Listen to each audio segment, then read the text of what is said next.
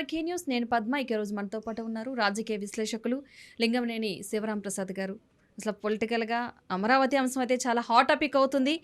నిజంగానే అమరావతి అభివృద్ధి అవుతుందా? ఏపీకి ఒక రాజధాని అంటే అమరావతి అని ఇప్పుడున్న ప్రభుత్వం ఉంది. గత ప్రభుత్వం 3 రాజధానుల అంశం తీసుకొచ్చింది. ఈ రాజధాని అంశం ప్రతి ప్రభుత్వం మారినప్పుడల్లా సరే వాటి పేర్లు కూడా మారిపోతున్నాయి. అసలు అమరావతి రాజధాని కింద ఉండిపోతుందా? ఎలాంటి అభివృద్ధి జరుగుతుంది? ఎప్పుడు అభివృద్ధి జరుగుతుంది? అసలు యువత వ్యాపారస్తులు కూడా చాలా ఎదురు చూస్తున్నారు.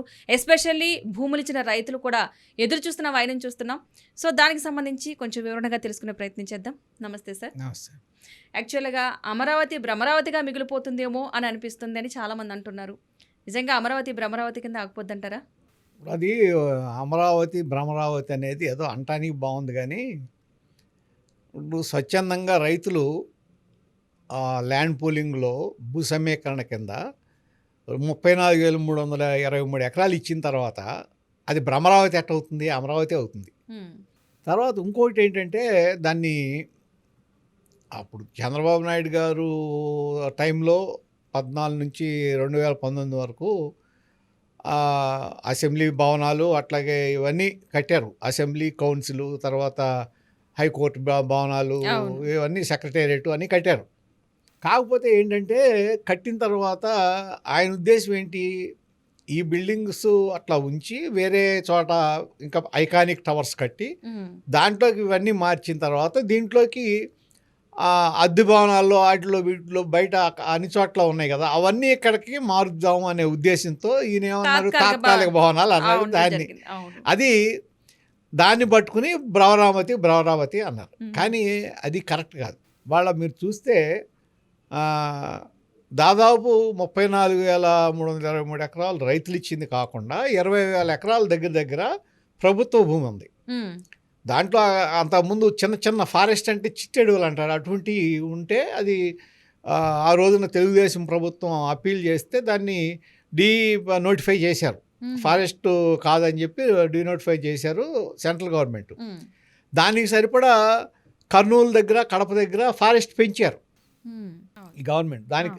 దానికన్నా రెట్టింపో ఎంతో పెంచాలి, ఆ విధంగా అది పెంచడం జరిగింది. సో ఇవాళ 54,000 ఎకరాల దగ్గర మీకు రాజధాని కోసం రెడీగా ఉంది. దాంట్లో కొన్ని ప్లాటింగ్ చేశారు. ఇంకా 25,000 మందికి ఎంతమందికో వాళ్ళకి వాళ్ళ ఒక ప్లాట్స్ వాళ్ళకి హ్యాండ్ ఓవర్ చేయాలి. ఆ ప్రాసెస్ కూడా త్వరగా అయిపోతుందని అనుకుంటున్నారు. కాబట్టి ఇప్పుడు భవనాలు ఉన్నాయి. ఇప్పుడు జగన్మోహన్ రెడ్డి గారు కూడా వాళ్ళ పార్టీ భ్రమరావతి అని కొంతమంది అపర మేధావులు అన్నా, లేకపోతే 3 రాజధానులని జగన్మోహన్ రెడ్డి గారు అన్నా, కానీ పరిపాలన అనేది అక్కడి నుంచే జరిగిందిగా. ఆయన ఉన్న ఇప్పుడు గత 2014 నుంచి 2024 వరకు కూడా అక్కడే జరిగిందిగా పరిపాలన. రాజధాని అనేది అక్కడే ఉంది కదా, పరిపాలన అక్కడి నుంచే జరిగింది కదా, ఇవాళ కూడా అక్కడి నుంచే జరుగుతుంది కదా. కాబట్టి అది అంటే మాట అంటానికి ఏదో దానికి చాలా అన్నారు. కొంతమంది అది మునిగిపోతుంది అన్నారు, కొంతమంది ఏమో అక్కడ ఏది అసలు ఇల్లు కట్టుకుండా, అంటే ఏంటంటే ఎట్టా ప్రొజెక్ట్ చేశారంటే అసలు అది మనుషులు ఉండడానికి పనికిరాని ప్రదేశం కింద ప్రాజెక్ట్ చేశారు. అది ఏంటి, అదేదో విజయవాడ పక్కన, అది కృష్ణకి పక్కన విజయవాడ అయితే అటు పక్కన అమరావతి, ఇంకొద్దిగా పక్కకెళ్తే మంగళగిరి, ఇంకొద్దిగా అవతలకి వెళ్తే గుంటూరు. మరి వీళ్ళకి ఎట్టా అనిపించిందో నాకు అర్థం కావట్లేదు. అక్కడంట పునాదులు ఉన్నవంట, నిలబడదంట, ఇల్లు కడతానికి వీల్లేదండి. ఏం చెప్పాలి, అక్కడ జనాలు అక్కడ బతికినట్టు ఫీల్ అవ్వలే ఇళ్ళు అసలు. బొత్స సత్యనారాయణ గారు వెళ్ళేమో శ్మశానం అన్నాడు. అంటే అది ఒక కక్షపూరితంగా మాట్లాడి ఒక ప్రాంతం మీద విద్వేషం రెచ్చగొట్టాలనే ప్రయత్నం తప్ప, కాకపోతే దాన్ని రైతులు పోరాడారు. దాదాపు సంవత్సరాల తరబడి పోరాడారు, దానికి ఫలితం సాధించారు. అక్కడ అదే ప్రాంతంలో ఇవాళ అవమానం పాలయ్యారు జగన్మోహన్ రెడ్డి గారు. ఇది 3 రాజధానులు అన్న ఆయన. కాబట్టి అది భ్రమరావతి కాదు, అమరావతే. ప్రధాని మోదీ వచ్చి 2 సార్లు శంకుస్థాపన చేయడం జరిగింది. ఒకటి గత ప్రభుత్వం కాకుండా అంతకుముందు, అంటే ఇప్పుడున్న ప్రభుత్వం ఉన్నప్పుడు ఒకసారి చేయడం జరిగింది, ఇప్పుడు రెండోసారి చేయడం. అంటే 11 ఏళ్ల నుంచి ఒక అమరావతి అంశం, రాజధాని అమరావతి, ఏపీకి రాజధాని అమరావతి, ఇదే చుట్టూ తిరుగుతుంది. అమరావతి అభివృద్ధి అనేది ఒక్క అడుగు కూడా ముందుకి అవి వెళ్ళిన కనిపించట్లేదు, అడుగు కనిపించట్లేదు. అలాగని ఫిక్స్డ్‌గా ఏంటంటే గత ప్రభుత్వం వచ్చినప్పుడు 3 రాజధానులు చెప్పడం జరిగింది. అందులో అమరావతిని ఒక ప్రాంతం కింద తీసుకున్నారు. ఒక రాజధాని కింద. మళ్ళీ ఈ ప్రభుత్వం వచ్చిన తర్వాత సేమ్ అమరావతిని మళ్ళీ స్టార్ట్ చేస్తున్నారు. ప్రతి ఒక్కరు కూడా ఎదురు చూసేది అమరావతి అభివృద్ధి ఎప్పుడు స్టార్ట్ అవుతుంది. ఎందుకంటే ఒక అమరావతి అభివృద్ధి అన్నది ఇప్పుడున్న ప్రభుత్వం ఏపీ ప్రభుత్వానికి సంబంధించి ఒక గ్రాఫిక్స్ చూపిస్తున్నారు. అమరావతి అంటే ఈ రేంజ్‌లో ఉండాలి. అంటే అప్పుడు చూపించిందే మళ్ళీ ఇప్పుడు కూడా ఈ రేంజ్‌లో ఉండాలని. ఒక గ్రాఫిక్సే కనిపిస్తుంది తప్ప అక్కడున్న స్టార్టింగ్ అడుగైతే ఎవరికి కనిపించట్లేదు. ఎప్పుడు స్టార్ట్ అవుద్ది అన్న ఉత్సాహంతో ఉత్సుకతో ఉన్నారు ప్రతి ఒక్కరు. సో అది ఎలా సాధ్యం, ఎప్పటికి స్టార్ట్ అవుద్ది అనుకోవచ్చు అంటారు? మీరు అన్నది కొంతవరకు కరెక్టే. ఈ గ్రాఫిక్స్ ఇటువంటివి చూపించి ఇదేమి సినిమా కాదు కదా ప్రమోషన్కి. మనం ప్రజల మీద ఆశ పెంచేసి ఎంత ఎంత వస్తుందని ప్రజల్లో ఆశ కల్పించి అది వెంటనే చేయలేకపోతే అది వాళ్ళకి నిరాశ మిగులుతుంది ఎంత చేసినా అది దానికి ఫలితం రాదు. నిరాశ ఇంతేనా చేసింది అనే పరిస్థితి వస్తుంది. కాబట్టి ఎక్కువ దాని మీద ఏది మనం ప్రచారం చేయకుండా హైప్ క్రియేట్ చేయకుండా దాని పని దాన్ని చేసుకుంటూ వెళ్ళిపోతే అదే అభివృద్ధి కనపడుతుంది అంతే. మనం చెప్పక్కర్లా, కనపడి బాగుంది, బాగా కట్టారు, బాగా చేశారని ప్రజలు అనుకునేటట్టు ఉండాలి, కనిపించాలి, కానీ వినిపిస్తుంది. ఇక అదే అనవసరమైన ప్రచారం. దాని మూలన ఏమవుతుందంటే ప్రజల్లో ఆశలు పెంచిన వాళ్ళు అవుతున్నాం. ఈ టైంకి అయిపోతుందంటే ఆ టైంకి అవ్వకపోతే అదొక నష్టం. రెండోది ఏంటంటే మొత్తం డబ్బులన్నీ తీసుకొచ్చి ఇక్కడ పెడుతున్నారని చెప్పే దుష్ప్రచారం. ఇవన్నీ జరిగి దాని మూలన నెగిటివ్ ఎక్కువ వస్తుంది. కాబట్టి ప్రశాంతంగా కాముగా దానికి ఏం చేయాలో ఆ పని ఏ విధంగా డెవలప్ చేయాలో ఆ అభివృద్ధిని చక్కగా చేసేస్తే ప్రజలు చూసి మెచ్చుకుంటారు. మీరేం చెప్పక ప్రచారం అక్కర్లా, ఆటోమేటిక్గా మౌత్ పబ్లిసిటీ అయిపోతుంది. సో దాన్ని ఎంత హైప్ తగ్గించుకుంటే అంత మంచిది. అసలు హైప్ చేయాల్సింది పోలవరం. దాన్నేమో మనం మాట్లాడకుండా కూర్చున్నాం.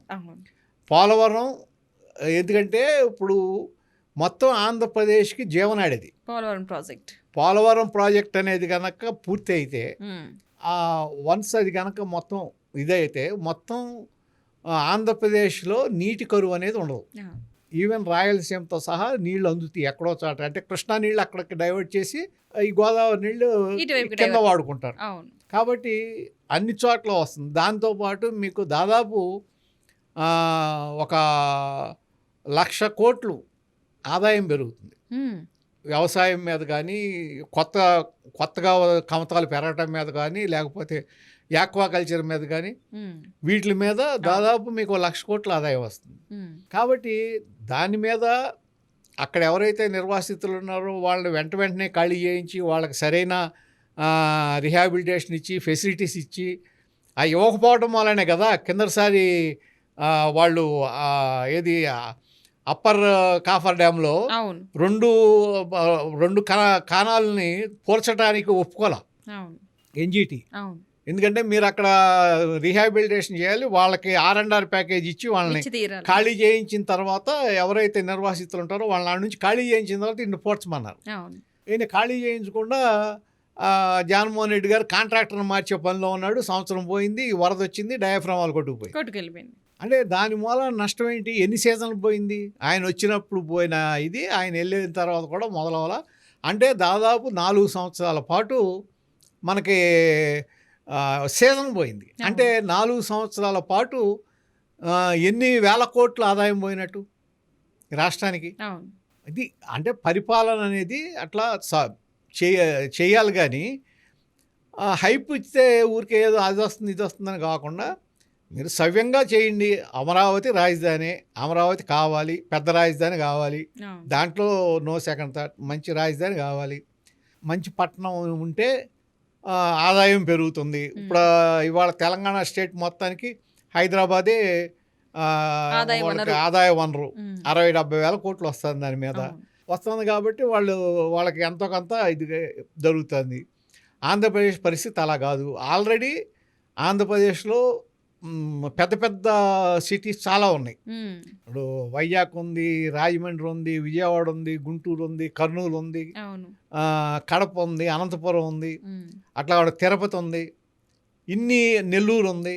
ఒంగోలు ఉంది, ఇవన్నీ ఇన్ని పెద్ద పెద్ద టౌన్స్ ఉన్నాయి. అంటే ఇవన్నీ కూడా ఆదాయ వనరే. అవును. దీనికి తోడుగా ఇప్పుడు ఇవాళ విజయవాడ, గుంటూరు, మంగళగిరి, అమరావతి కలిపి ఒక మెగా సిటీ ఏర్పడితే ఉమ్. ఆదాయ వనరు ఇంకా పెరుగుతుంది. అవును. అప్పుడు దానికి మంచిది వస్తుంది కాబట్టి ఆదాయం పెరిగినప్పుడు ఇంకా డెవలప్మెంట్ చేసుకోవచ్చు. అట్లాగే మనం ప్రజలకు ఇంకా సంక్షేమ కార్యక్రమం అమలు చేయొచ్చు. కానీ ఏదో ఒక రాజకీయ కోణంలో ఆలోచించి, రాజకీయ కోణంలో బురజిమ్ముదామని ఆలోచించి ఆ విధంగా ఒక రాజధాని మీద మనం ఏదైనా దుష్ప్రచారం చేసినా అది ప్రజా వ్యతిరేకం అవుతుంది తప్ప అవును. ప్రజలకి నష్టం చేయటం, రాష్ట్రానికి నష్టం చేయటం అవుతుంది తప్ప అదేమీ భావ్యం కాదు. ఉమ్. ఇప్పుడు ఇవాళ నిన్న చూసాం పేపర్లో, ఉమ్. అమరావతిలో వర్షం పడితే గంట వర్షానికే అమరావతి మునిగిపోయిందని. అవును. ఎక్కడ మునిగింది? వాళ్ళ ఏరియా వరకు ములిగింది. వాళ్ళ ఏరియా కాదు, అక్కడ పునాదులు తీశారు. ఉమ్. ఇది ఒక పిల్లర్స్ కోసం పునాదులు తీశారు. అవును. ఆ వర్షం పడింది, పునాదులు నీళ్లు ఉంటాయి, అది తీసి నీళ్లు ఇది మునిగిపోయిందంటే మరి అప్పుడు తుఫానికే మునగలేదు కదా, అవును. తుఫానికే మునగలేదు కదా. ఇవాళ హైదరాబాద్లో ఎర్త్క్వేక్ వచ్చింది, హైదరాబాద్ పక్కన. ఉమ్. దాంట్లో అంటే ఆ ఎర్త్క్వేక్ వచ్చినాయన్నీ పనికిరానియా? లేకపోతే హైదరాబాద్ మునగట్లేదా? వర్షాలు వస్తే మునగట్లేదా? అవును. మీకు చెన్నైలో ఎదురు వస్తున్నాయి నీళ్లు, కింద నుంచి డ్రైనేజీలోంచి పైకి నీళ్లు వస్తున్నాయి, అవును. కార్లు కొట్టుకుపోతున్నాయి. ఉమ్. మరి ఆ ఆగ్ని పరిస్థితి ఏంటి? అంటే చెన్నై నిన్ను హైదరాబాద్ని మనం డిజర్ట్ చేసేద్దాం. ఇది అంటే ఇదంతా ఏంటంటే ఒక విధంగా అవతల ఎవరో చంద్రబాబు నాయుడు దేని సొంతం కాదే, అమరావతి రాష్ట్రంది. అవును. డెవలప్ చేద్దాం అనుకుంటున్నాడు, ఒక విజన్ ఉంది, దాని ప్రకారం డెవలప్ చేద్దాం అనుకుంటున్నాడు. ఒకవేళ డెవలప్మెంట్లో తప్పు ఉంటే విమర్శించాలి, కానీ అమరావతిని విమర్శించడం ఏంటి? ఉమ్. ఆ ప్రాంతాన్ని విమర్శించడం ఏంటి? అది పనికిరాని దాని కింద చూపించడం ఏంటి? ఇవన్నీ వైఎస్ఆర్ కాంగ్రెస్ పార్టీ చేస్తున్న తప్పులు. ఉమ్. గతంలో ఆ తప్పు చేసే అమరావతి విషయంలోనే తప్పు చేసి పోరాటం మొదలెట్టిందే అక్కడి నుంచి. ఉమ్. రైతులు, అవును. మహిళలు పోరాటం మొదలెట్టిందే అమరావతి ప్రాంతం నుంచి. అవును. దాని ఫలితం 2024లో అనుభవించారు. ఉమ్. మళ్ళా అదే మా దీంట్లో కనుక వెళ్తే అది మీకేం మంచి చేయదు. కాబట్టి ఏదైనా తప్పు చేస్తే ఎత్తి చూపించండి, తప్పు జరిగితే ఎత్తి చూపించండి, అదేం ఎవరు కాదనరు. అవును. ప్రాంతాన్ని, అక్కడ ఏరియాని విమర్శించటం, అసలు ఏరియా నివాసయోగ్యంగా దానిలాగా చూపించటం, ఉమ్. ఇవన్నీ పిచ్చి మాటలు. ఉమ్. ఏదంటే తాత్కాలికంగా ఏదో వాళ్ళలో వాళ్ళు అనుకుంటానికి తప్ప ఏదో తప్పు చూపించాలి, ఏదో తప్పు చూపించామని అక్కడ ఏదో సంతోషపడుతుంది తప్ప దాని వల్ల ప్రజల్లో ఏమీ తేడా రాదు. ఉమ్. అటువంటిది కాదు. మీరు మంచి పని మంచి విమర్శ చేయండి, తప్పు లేదు, విమర్శ చేయాలి కూడా ప్రతిపక్షం. అవును. ప్రభుత్వం ఏదన్నా తప్పు చేస్తుంటే విమర్శ చేయాలి, ఖచ్చితంగా. సద్విమర్శ చేయండి. ఉమ్. ఇప్పుడు రాజధానికి అంటే అమరావతి అభివృద్ధికి సంబంధించి చేసే అప్పులు ఎక్కడ ఎవరు కడతారు, అసలు ఎవరి మీద పడుతుంది, ఎలా కట్టాల్సిన పరిస్థితి వస్తుందని చెప్పేసి చాలా ఎదురు చూస్తున్నారు. అంటే ప్రతిపక్షాల విమర్శలు అనేది కామన్, అది వాళ్ళు ఎప్పుడు చేస్తూనే ఉంటారు. అది కాకుండా సామాన్య మనుషులు కూడా అదొక క్వశ్చన్ మార్క్ కింద అయిపోయింది. ఈ అప్పులు ఏమైనా మన మీద పడతాయో, ఆ భారం మన మీద పడుతుందా, ఏదో ఒక రూపంలో అంటే అన్ని ట్యాక్సెస్లు మనకు పెరిగిపోతున్నాయి, అన్ని కరెంటు బిల్లుల దగ్గర నుంచి అన్నీ పెరుగుతున్నాయి, మళ్ళీ మనమే మోయాల్సిన పరిస్థితి వస్తుందని అనుకుంటున్నారు. అసలు యాక్చువల్గా అమరావతి కోసం, ఒక రాజధాని నిర్మించడం కోసం చేసే అప్పులు ఎవరు కడతారు అసలు? అది ఇక్కడ ఒకటి మనం చెప్పుకోవాల్సింది ఏంటంటే, ఈ విషయంలో మీరు అందరి నిజంగా వ్యాలిడ్ పాయింట్. దీనికి సరైన వివరణ ఇవ్వడంలో ప్రభుత్వం ఫెయిల్ అవుతుంది. ప్రభుత్వం కానీ ఇవాళ ఉన్న ఎన్డీఏ కూటమి కానీ ఫెయిల్ అవుతుంది. అది జనాలకి అర్థమయ్యే విధంగా చెప్పటం ముఖ్యం. ఎందుకంటే ఇవాళ 34,323 ఎకరాలు ఇది కానీ 20,000 మొత్తం 54,000 ఎకరాలు ఉంది. 54,000 ఎకరాల్లో రైతులు ఇచ్చిన దాని వరకే మీరు తిరిగి కొంత వాళ్ళకి ఇవ్వాలి. ఇది డెవలప్మెంట్ పోను వాళ్ళకి 1,200 గజాలు ఎంతో కమర్షియల్ను, 1000 ఎంతో 1,200 ఎంతోనేమో ఇది రెసిడెన్షియల్, కమర్షియల్ ఎంతో ఏదో కొద్దిగా అటు ఇటు అనుకోండి, దాని ప్రకారం వాళ్ళకి ఇవ్వాలి. అదే ప్రభుత్వ భూముల్లో ఏమి ఇవ్వక్కర్లా, మొత్తం వాడుకోవచ్చు. అంటే దాదాపు నా ఉద్దేశం అయితే 15,000-16,000 ఎకరాలు గవర్నమెంట్కి లభిస్తుంది ఇది అమరావతి పరిధిలో. ఇవాళ వరకు కూడా మీరు అలాట్ చేసింది అండ్ నేను చెప్పేది 15,000-16,000 ఎకరాలు కూడా ఇన్ఫ్రాస్ట్రక్చర్ పోను, ఓకే. రోడ్లు ఈ డెవలప్మెంట్ పోను, అవును. ఇవన్నీ పోగా ఇది మిగులుతుంది ప్రభుత్వం చేతిలో. దీంట్లో ఇప్పుడు వరకు నేను అనుకోవడం అయితే 2,000 ఎకరాలు 3,000 ఎకరాలు కూడా ఎవరికి ఇవ్వాల. అవును. మరి అంటున్నాడు మీ చేతిలో ల్యాండ్ బ్యాంక్ ఉంటుంది. అవును. ఇవాళ ఈ రోజున అమరావతిలో మధ్యలో జగన్మోహన్ రెడ్డి గారు 3 రాజధానులు అన్న తర్వాత కొన్నాళ్ళు రేట్లు పడిపోయినా ఇవాళ మళ్ళా చంద్రబాబు నాయుడు గారు వచ్చిన తర్వాత మొదట్లో అయితే దాదాపు గజం 60,000 వెళ్ళింది. సరే ఇప్పుడు కూడా ఏదో కొద్దిగా తగ్గి 40,000 ఆ రేంజ్లో ఉంది. తర్వాత మీకు వచ్చేటప్పటికి ఈ బిల్డింగ్స్ అన్నీ పూర్తయ్యి అంటే 2 ఏళ్లలో పూర్తి చేస్తూ ఉంటున్నారు కదా, 2027కో ఎప్పటికో పూర్తి చేస్తూ ఉన్నారు. ఈ బిల్డింగ్స్ పూర్తయ్యి అలాగే సెంట్రల్ గవర్నమెంట్కి సంబంధించిన వివిధ సంస్థల భవనాలు కూడా వచ్చేసి ఈ మొత్తం ఈ డెవలప్మెంటల్ యాక్టివిటీస్ అన్నీ స్టార్ట్ అయితే అట్లాగే ఇప్పుడు వీళ్ళ మన అధికారులు ఉన్నాయి, ఐఏఎస్ ఐపీఎస్ వాళ్ళ క్వార్టర్స్, అట్లాగే జడ్జిస్ క్వార్టర్స్, న్యాయ రాజధాని అని అన్నారు కదా, జడ్జెస్ క్వార్టర్స్, తర్వాత ఎంప్లాయీస్ క్వార్టర్స్, అక్కడ దాదాపు 5,000 మందికి సరిపడా 5,000 ఇదో ఎంతో టిడ్కో హౌసెస్ కూడా కట్టారు రాజధాని ప్రాంతంలో ఉన్న పేదవాళ్ళ కోసం. ఇవన్నీ కూడా అయిపోతే అక్కడ మీకు దాదాపు ఇవాళ ఉన్న జనాభాకు తోడు 30,000-40,000 జనాభా ఉంటారు కదా రాజధాని ప్రాంతంలో. వీళ్ళు ఒక 20-25,000 అంటే దాదాపు 60,000-70,000 మంది అక్కడ నివాసం మొదలైతే ఆటోమేటిక్గా మీకు ఒక అట్మాస్ఫియర్ క్రియేట్ అయిపోతుంది కదా. అక్కడ దానికి సంబంధించి హోటల్స్ వస్తాయి, లేకపోతే వేరే వేరే ఇవి వస్తాయి, షాపులు వస్తాయి, తర్వాత పార్కులు ఇవన్నీ వస్తాయి. దీని మీద డెవలప్మెంట్ కనపడుతుంది. అప్పుడు ఎప్పుడైతే కనపడి ఇవన్నీ కనపడుతుందో తర్వాత ఇంకొకటి మరి మనం ముఖ్యంగా మనం చూడాల్సింది మోడీ గారు వచ్చాడు వెళ్ళాడు, ఏమి ఇచ్చాడు ఇవ్వలేదని కాదు. ఆయన కిందటిసారి సెకండ్ టైం వచ్చాడు, అది పునఃప్రారంభం చేశారు వర్క్స్ని. అయితే ఆయన రావకముందే దాదాపు ఈ వరల్డ్ బ్యాంక్ లోన్ కానీ లేకపోతే టిడ్కో వాళ్ళ దగ్గర నుంచి లోన్స్ కానీ మొత్తం 26-27 వేల కోట్లు రాష్ట్ర ప్రభుత్వానికి వచ్చినాయి. ఇవన్నీ లాంగ్ టర్మ్ లోన్స్, అంటే 30 ఏళ్ల తర్వాత రీపేమెంట్, 30 years తర్వాత రీపేమెంట్ స్టార్ట్ అవుతుంది. అప్పుడు వరకు ఏం అక్కర్లా, అప్పుడైనా సరే ఎవరు కట్టాలన్నది అదే వస్తున్నా, అప్పుడు వరకు మనం ఏం కట్టక్కర్లా. అయితే అట్లాగే ఇంకా మిగిలిన వాటికి కూడా ఏషియన్ బ్యాంకు, ఏషియన్ డెవలప్మెంట్ వాటి నుంచి కూడా లోన్స్ వస్తాయి అంటున్నారు. సరే ఒక 50,000-60,000 కోట్లు, మొన్న 48,000 కోట్లది స్టార్ట్ చేశారు. మొత్తం అవన్నీ పూర్తి అయ్యేదానికి మీకు 50,000 కోట్లు లేకపోతే ఇంకో 60,000 కోట్లు అప్పు అయింది అనుకోండి. 60,000 కోట్లు అప్పు అయింది, ఓ 10 ఏళ్ళు పట్టింది. అంటే ఇప్పుడు మొదలెడితే 5 ఏళ్ళకి అయిపోతుంది అంటున్నారు, కానీ సరే మొత్తం ఫుల్ ప్లెడ్జ్డ్గా అవ్వటానికి 10 years పట్టింది అనుకోండి. సపోజ్ 10 years పట్టేటప్పటికి ఇవన్నీ రెడీ అయిన తర్వాత ప్రభుత్వం దగ్గర ఒక 6-7 వేల ఎకరాలు ఉందనుకోండి.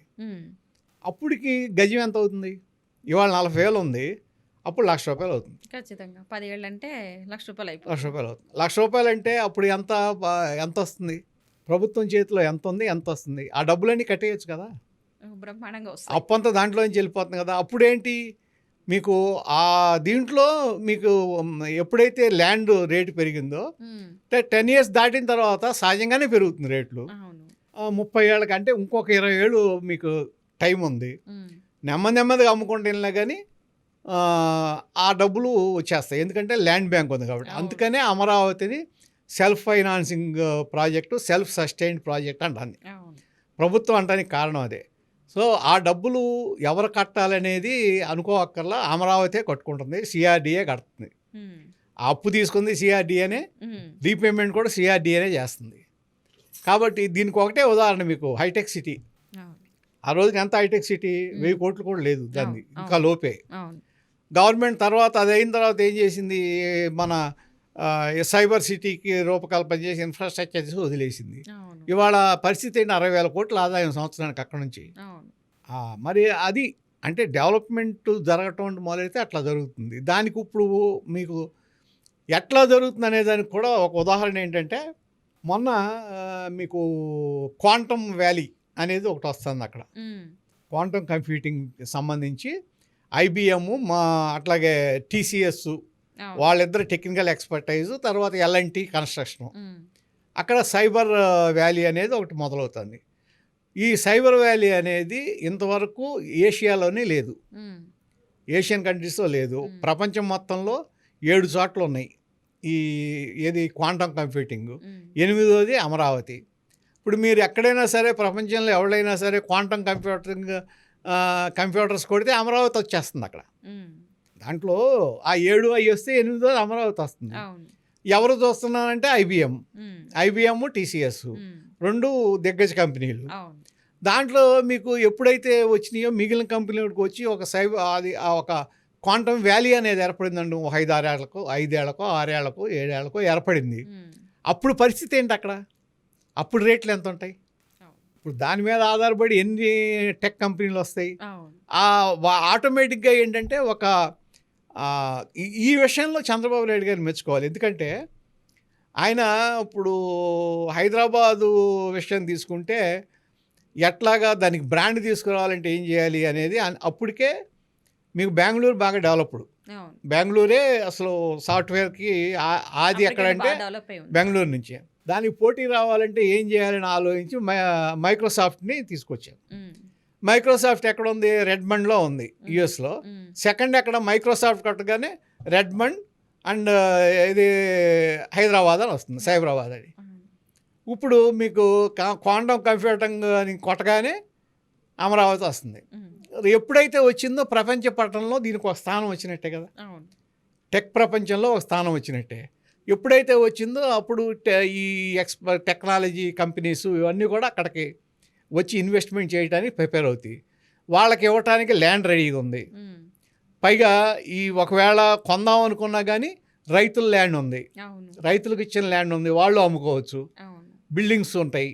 ఇవన్నీ ఉన్నప్పుడు ఏంటి అక్కడ ఆటోమేటిక్గా మీకు ఈ దీంట్లో ఇవన్నీ వచ్చేటప్పటికి ల్యాండ్ రేట్స్ పెరుగుతాయి. గవర్నమెంట్ దగ్గర మీకు ల్యాండ్ అవైలబిలిటీ ఉంది కాబట్టి అమ్ముతారు, డబ్బులు ఇచ్చేస్తారు. కాబట్టి అదేం పెద్ద కష్టం కాదు. 30 ఏళ్ళకి ఇవాళ నుంచి లెక్కేసుకుంటే 20-30 ఏళ్ళకి ఈ లోన్ తీర్చడం పెద్ద కష్టం కాదు. ఎందుకంటే ఈ భూములకి కాస్ట్ పెరుగుతుంది, ఆటోమేటిక్గా వస్తుంది, ఈజీగా తీర్చేయచ్చు. అది పెద్ద కష్టం కాదు. తీసుకోవడం ఇప్పుడు అభివృద్ధి స్టార్ట్ చేయడమే ఇంపార్టెంట్. ఒకటి స్టార్ట్ చేయాలి, దానికి ఒక బ్రాండ్ ఇమేజ్ రావాలి. ఆ ఇమేజ్ అనేది దీంతో వస్తుంది, క్వాంటమ్ వ్యాలీతో వస్తుంది. డెఫినెట్గా దాంతో ఒక ఇమేజ్ అనేది టెక్నాలజీ ప్రపంచంలో ఒక గుర్తింపు వస్తుంది. అమరావతి అనే దానికి ఒక గుర్తింపు వస్తుంది. తర్వాత ఇక మిగిలిన డెవలప్మెంట్స్, తర్వాత ఇక ఈ పార్కులని, లేకపోతే 5 స్టార్ హోటల్స్, లేకపోతే అట్లాగే ఇప్పుడు ఈ ఎడ్యుకేషన్కి బాగా ఇంపార్టెన్స్ ఇద్దాం అనుకున్నారు. అక్కడ యూనివర్సిటీస్ వస్తున్నాయి, హెల్త్కి ఇంపార్టెన్స్ ఇవ్వాలన్నారు, హాస్పిటల్స్, హెల్త్ టూరిజం పెట్టాలనేది ఒక ఆలోచన. ఇప్పుడు ఫారిన్లో ఏదైనా వాళ్ళు ఆపరేషన్ చేయించుకోవాలంటే అక్కడ డాలర్స్లో అవుతుంది. వాళ్ళే ఇక్కడికి వచ్చి చేయించుకుని ఇక్కడే ఇది చేసుకుని వెళ్ళారనుకోండి, వాళ్ళకి రూపాయల్లో ఖర్చు అవుతుంది. అంటే వాళ్ళకి అక్కడ కూడా లాభం వస్తుంది. కాబట్టి దీన్ని మంచి హాస్పిటల్స్ పెట్టి దీన్ని ఒక హెల్త్ టూరిజం చేయాలని ఆలోచన. సరే, అది కాకుండా ఇంకా టూరిజం స్పాట్స్ బోర్డులో ఉన్నాయి. ఆంధ్రప్రదేశ్కి. తర్వాత ఇది ఉంది, టెంపుల్ టూరిజం ఉంది, టెంపుల్స్ మంచివి ఉన్నాయి. టెంపుల్ టూరిజం ఇవన్నీ డెవలప్ చేసి దీని ప్రకారం. అట్లాగే పెద్ద సముద్రం ఉంది మనకి, అక్కడ మీరు పోర్ట్స్ కూడా డెవలప్ అయింది అనుకోండి, ఇంపోర్ట్స్ అండ్ ఎక్స్పోర్ట్స్ పెరుగుతాయి. ఇవాళ Nagpur and Vijayawada green field highway ready అయింది. నాగపూర్కి విజయవాడకు ఇప్పుడు 420 కిలోమీటర్లు ఎంతో, బాంబే 600 కిలోమీటర్లు వాళ్ళకి. అంటే నాగపూర్ వాళ్ళు మచిలీపట్నం పోర్ట్ నుంచి ఎక్స్పోర్ట్ ఇంపోర్ట్ చేసుకుంటే దగ్గర, బాంబే కన్నా కూడా దగ్గర అయిపోతుంది. మరి అట్లా ఛత్తీస్గఢ్ ఇవన్నీ ఉన్నాయి, వీటిలన్నిటికి కూడా ఇదే దగ్గర. నేననేది ఇట్లా ఇన్ఫ్రాస్ట్రక్చర్ డెవలప్ అయితే ఆదాయం పెరుగుతుంది, అంటే మనమేమి నెగిటివ్గా ఉండక్కర్లా, పాజిటివ్గానే ఉండాలి. కాకపోతే పర్ఫెక్ట్గా చేయాలి, గవర్నమెంట్ పర్ఫెక్ట్గా చేయాలి. దానికి తోడు ఎక్కువ హైప్ చేయకుండా, చేసేది 10 రూపాయలు చేసి 50 రూపాయల ప్రచారం కాకుండా రూ. 50 చేసి రూ. 10 ప్రచారం చేసుకుంటే ప్రజల్లో మన్నన పెరుగుతుంది. ఖచ్చితంగా. ఎందుకంటే చేస్తే వాళ్ళే ప్రచారం చేస్తారు. ఆటోమేటిక్గా దానికి ప్రజలు తెలుసుకుంటారు కదా, తెలిసిపోతుంది. చూసినప్పుడు తెలిసిపోతుంది కదా, అవును. ఏది ఎలా ఉందనేది తెలిసిపోయినప్పుడు దాని ప్రచారం లేకుండానే మన్నన వస్తుంది. ఈ అమరావతి కోసం, ఈ అభివృద్ధి రాజధాని కోసం రైతులు కొంత భూములు అవును. ఇవ్వడం జరిగింది. ఆ భూములు ఇచ్చిన రైతుల వాటాల పరిస్థితి ఏమనుకోవచ్చు అంటారు? ఇచ్చారు కదా, ఇంకా కొద్ది మందికి ఉంది, ఇంకో 25,000 మందికో ఎన్నో ఇవ్వాలి. 25,000 దానికి ఇవ్వాలంటే ఒక 10,000 మందికి 12,000 మందికి ఇవ్వాలనుకుంటా. రెసిడెన్షియల్ కమర్షియల్ రెండు కదా. అవును. ఇచ్చేస్తారు, అయిపోతుంది. పెద్ద అదేంది ప్రాబ్లం ఏం కాదు. ఆల్రెడీ ఉన్న ల్యాండ్ ఇవ్వటమే కదా. కాకపోతే ఏంటంటే దాన్ని కొంత వాళ్ళు లేఅవుట్ చేయాలి కదా, లేఅవుట్ చేసి చేయటంలో కొంత ఆలస్యం ఉంటుంది తప్ప. అవును. అంటే మధ్యలో 5 ఏళ్ళు అసలు జగన్మోహన్ రెడ్డి గారు ఆపేశాడు, పని చేయలేదు. అప్పుడు చంద్రబాబు నాయుడు గారు చేసింది తప్ప, తెలుగుదేశం మళ్ళీ పార్టీ గవర్నమెంట్ ఉన్నప్పుడు జగన్మోహన్ రెడ్డి గారు ఈయన వచ్చిన దగ్గర నుంచి అసలు అమరావతిలో ఏం లేదు. ఉన్న రోడ్లు తవ్వేశారు, ఉన్న మెటీరియల్ ఎత్తుకుపోయారు, ఇవన్నీ జరిగినాయి కదా అక్కడ. అవును. అవును. అక్కడ చేసింది ఏం లేదు. కాకపోతే ఇప్పుడు మొదలైంది, అది ఇచ్చేస్తారు. అదేం పెద్ద ప్రాబ్లం రాదు, బాగానే ఉంటుంది వాళ్ళకి. రైతులకి ఇవ్వాల్సినవి అన్నీ ఇచ్చేస్తారు, దాంట్లో ఏమీ నష్టం ఉండదు. కానీ కాకపోతే ఏంటంటే వెంటనే ఎన్నాళ్ళు మొదలవుతుంది ఏంటి అంటే, ఇప్పుడు వర్క్స్ అన్నీ మొదలైనవి కదా, ఇది ఎంత త్వరగా పూర్తి చేస్తారనే దాన్ని బట్టి ఉంటుంది. అవును. మరి 5 సంవత్సరాల్లో కంప్లీట్ నిజంగా 5 సంవత్సరాలు పట్టకూడదు, 2-3 ఏళ్లలో పూర్తి చేయాలి. దేనికి దానికే కదా. ఇప్పుడు ఐకానిక్ టవర్స్ ఉన్నాయి, అవి ఒకళ్ళు, వేరే వాటికి వర్క్ డివైడ్ చేయడం వల్ల త్వరగా అయ్యే అవకాశం. వర్క్ దేనికి దానికే మీకు కాంట్రాక్టర్స్ విడివిడిగా వచ్చారు కదా. అవును. కాబట్టి వాళ్ళని చేయించుకుంటే అయిపోతుంది. కొంచెం కాన్సన్ట్రేషన్ గా వర్క్ డెవలప్మెంట్ చూసుకుంటే ఆటోమేటిక్ గా అన్ని డబ్బులు కూడా దీనికి ఆర్థికంగా కూడా ఇబ్బంది ఏం లేదు. ఎందుకంటే మీరు ఒక ఫేజ్ కంప్లీట్ చేస్తే సెకండ్ ఫేజ్కి మళ్ళీ లోన్ ఇచ్చేస్తుంది. ఫేజ్ బై ఫేజ్ కదా.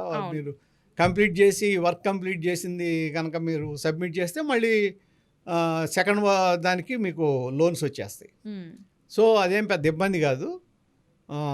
ఎంత త్వరగా చేయిస్తారు, ఎంత బాగా దాని మీద కాన్సన్ట్రేట్ చేస్తారు అన్న దాని మీదే ఉంటుంది. ఓకే.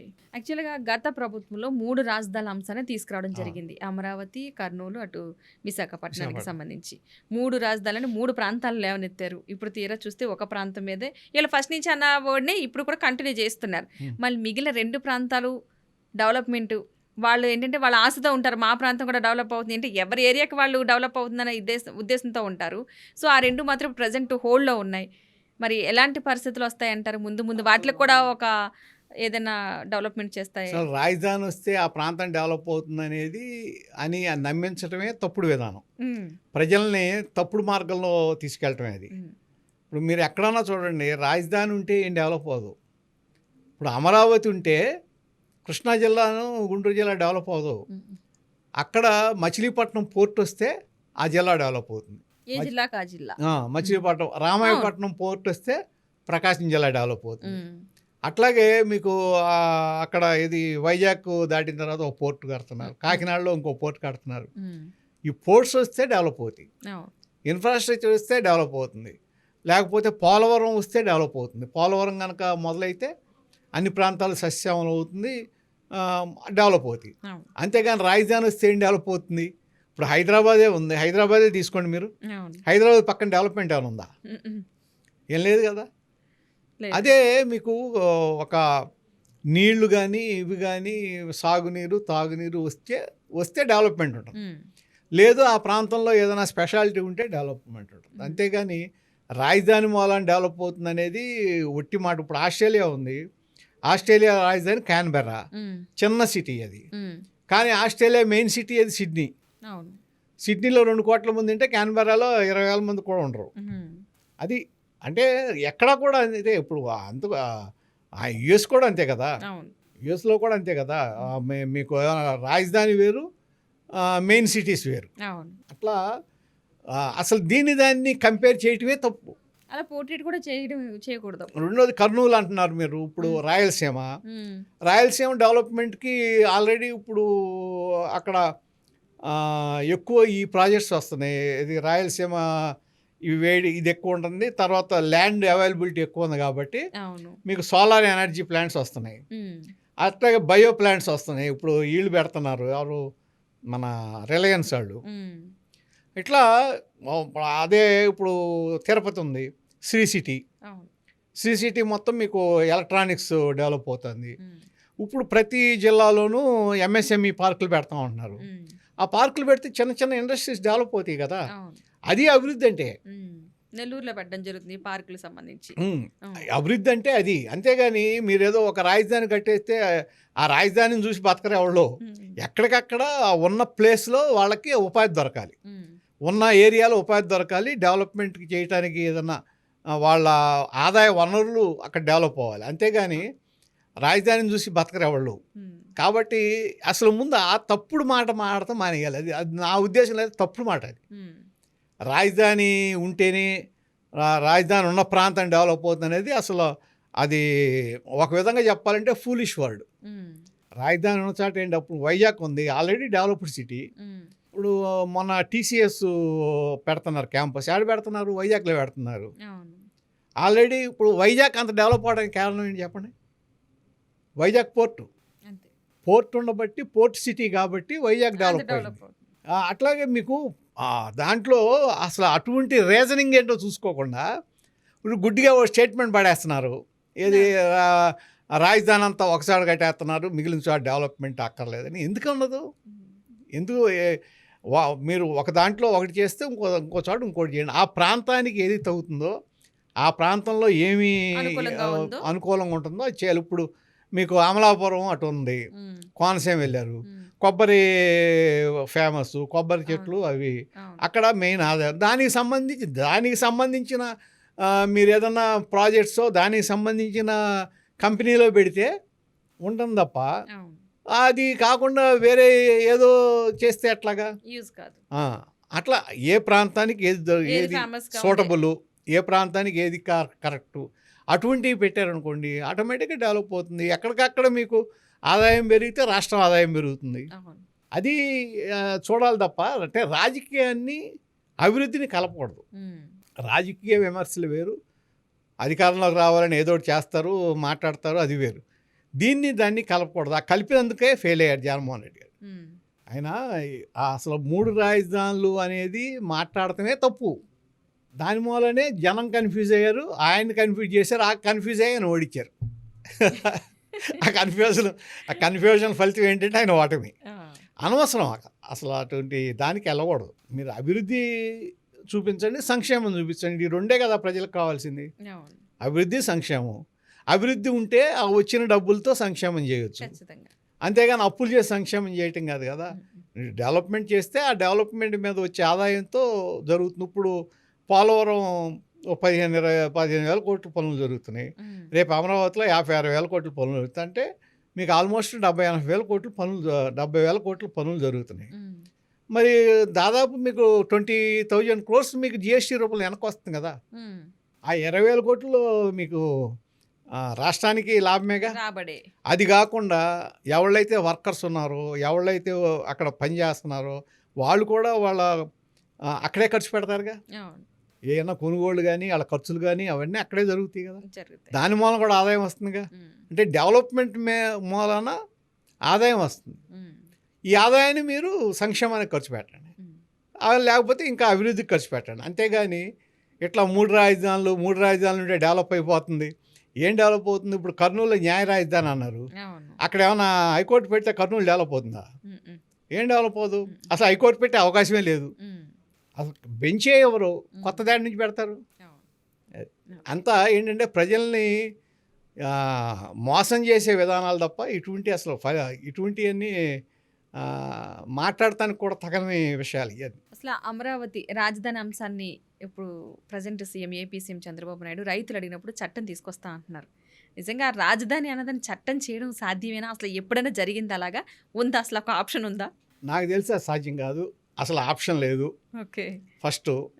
రెండోది ఇప్పుడు ఢిల్లీ రాజధాని అని కూడా మనకేం రాజ్యాంగంలో లేదు. అయితే ఏంటంటే ఇక్కడ ఒకటి నోటిఫై చేస్తారు. ఇప్పుడు ఒకసారి పార్లమెంట్లో 2019 ఉందనుకుంటా, పార్లమెంట్లో అప్పుడు కిషన్ రెడ్డి గారు హోమ్ స్టేట్ మినిస్టర్గా ఉన్నాడు. వాళ్ళు ఒక మ్యాప్ రిలీజ్ చేశారు. ఏది స్టేటు, రాజధాని అని. ఓకే. ఏ స్టేట్‌కి ఏది రాజధాని అనేది ఒక మ్యాప్ రిలీజ్ చేశారు. దాంట్లో అమరావతి మిస్సింగ్. హ్మ్. ఆంధ్రప్రదేశ్ అని పెట్టి అమరావతి అని లేదు. హ్మ్. లేనప్పుడు వెంటనే ఈయన క్వశ్చన్ చేశాడు. హ్మ్. ఎవరు గల్లా జయదేవ్ గారు. హ్మ్. ఇట్లాగా లేదు ఏంటి అంటే నెక్స్ట్ డే కల్లా సరి చేసి మళ్ళీ పార్లమెంట్లో ప్రకటన చేశాడు. హ్మ్. అమరావతి రాజధాని ఇదిగోండి దాన్ని నోటిఫై చేసాం ఇదని. హ్మ్. అట్లాగే హైకోర్టుకు వచ్చేటప్పటికి హైకోర్టు పెడుతున్నట్టుగా నోటిఫికేషన్లో కూడా సుప్రీంకోర్టు మెన్షన్ చేసింది. ఏది high court of Andhra Pradesh at Amaravati, హ్మ్. అంటే మెయిన్ బెంచ్ ఎట్ అమరావతి అని నోటిఫై చేశారు అట్లా. హ్మ్. కాబట్టి అమరావతి రాజధాని అనేది ఆ రోజునే అయిపోయింది. మీరు ఎవరైనా డిక్లేర్ మార్చాలి. అయిపోయింది అప్పుడు. అంటే ఇక్కడ మీరు దాన్ని స్టాట్యూటరీ చేయటం అనేది నాకు తెలిసి అదేం అవకాశం లేదు. హ్మ్. అది ఎవరో చట్టం చేయరు. హ్మ్. చట్టం చేయటం అనేది కాదు. కాకపోతే డెవలప్మెంట్ చేసేసారు అనుకోండి 3 ఏళ్ళలో 4 ఏళ్ళలో హ్మ్. ఇంకా అసలు అది కదిపేవాడు ఎవడు ఉండడు. అవును. ఇప్పుడు హైదరాబాద్ ఇవాళ తెలంగాణ రాజధాని. హ్మ్. హైదరాబాద్ కాదు మేము వెళ్ళి ఆదిలాబాద్లో పెడతామంటే జనం తిడతారు కదా. ఒప్పుకుంటారు. అట్లా దానికి అలా ఏంటంటే ఒక డెవలప్మెంట్ చూపించేస్తే మీరు ఆ డెవలప్మెంట్ చూపించేసి ఇవన్నీ బిల్డింగ్స్ అన్నీ ఏర్పడిపోయి దానికి ఒక ఒక రూపం రూపం ఏర్పడిపోతే ఏర్పడిపోతే అదే రాజధాని ఇంకేముంటుంది. అవును. అంతే ఇంకా దాన్ని కదిలించడానికి ఉండదు. అంతే అలా కంటిన్యూ అయిపోతుంది. ఆటోమేటిక్ కంటిన్యూ అయిపోతుంది. ఓకే. రైట్. థ్యాంక్ యూ అండి. థ్యాంక్ యూ సో మచ్ అండి. అసలు అమరావతి అనేది ఒక క్వశ్చన్ మార్క్ అయిపోయిన ప్రజలకి మంచి వివరాలు కూడా అందించారు. ధన్యవాదాలండి.